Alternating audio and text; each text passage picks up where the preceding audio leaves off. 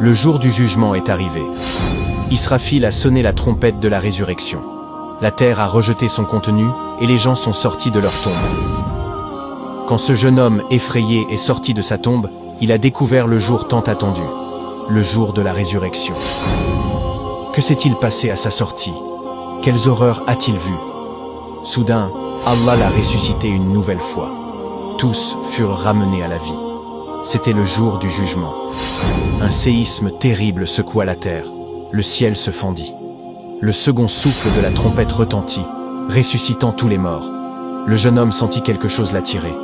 Il ouvrit lentement les yeux et vit sa tombe se fissurer. Son corps reprenait vie. Il bougea, mal à l'aise. La terre explosa autour de lui.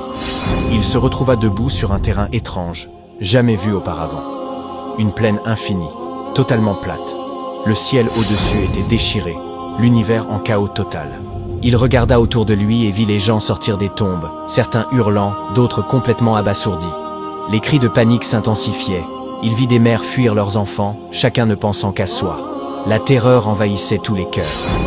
Observant ces scènes effrayantes, le jeune homme se rappela ce qu'il avait lu sur le jour du jugement.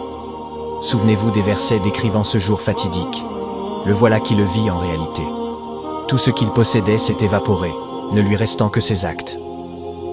Des moments d'angoisse passèrent, jusqu'à ce qu'une voix puissante emplisse l'univers. C'était le jour promis.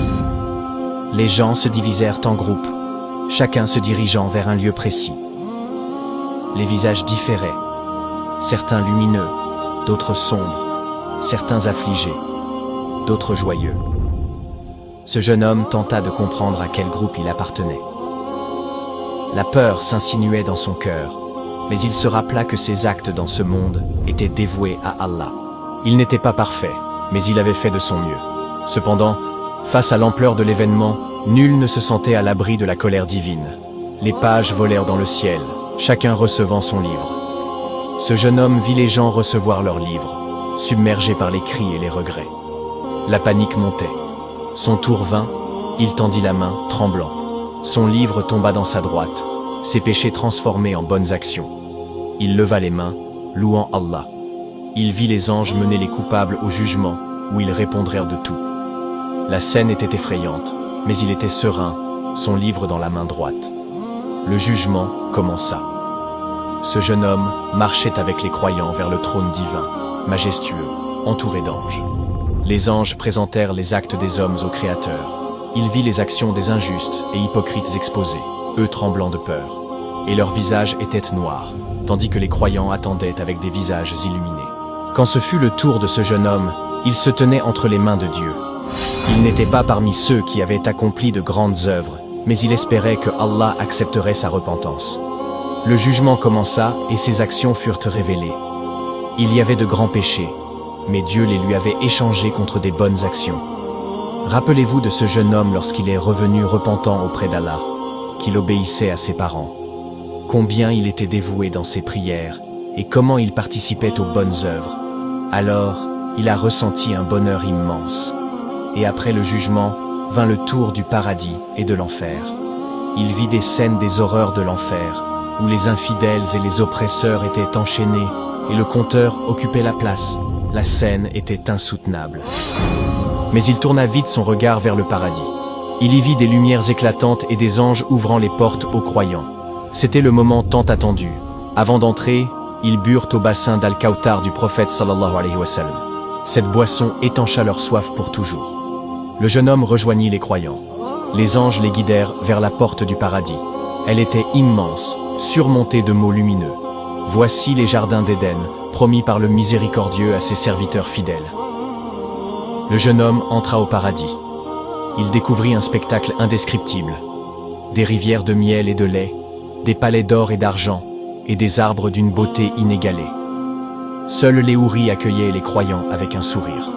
Des rivières coulaient autour, des fruits pendaient partout. Ce jeune homme sentit qu'il était entré dans un monde totalement différent. Le paradis était plus beau et grandiose qu'il n'avait jamais imaginé.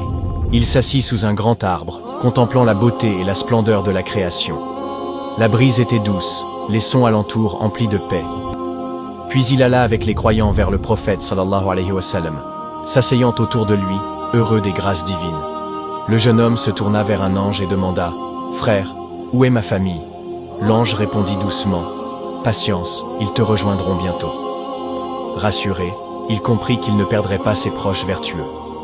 Après un moment de repos au paradis, il ressentit quelque chose de nouveau. Son âme était légère et heureuse, mais il réalisa que rien ne ressemblait à ce sentiment. C'était l'éternité. Plus de fatigue, de douleur, de tristesse ou de séparation. Il savait qu'il était au paradis pour toujours, assis sous l'arbre. Allongé sur l'herbe verte et tendre, il commença à penser à son voyage de ce monde à l'au-delà. Rappelle-toi combien l'homme était faible dans ce monde et comment étaient les horreurs au jour du jugement. Maintenant, il est dans un endroit où il n'y a ni fatigue ni misère. Il a levé les mains vers le ciel et a dit d'une voix pleine de gratitude « Merci Allah, qui nous a guidés vers ceci. Et nous n'aurions pas été guidés si Allah ne nous avait pas guidés. Ô Allah, je te demande le paradis et ce qui s'en est approché en parole et en action. Je cherche refuge en toi contre le feu et ce qui en est proche en parole et en action. Et je cherche refuge en toi pour ne pas dire faussement ou commettre la débauche, ou être arrogant envers toi.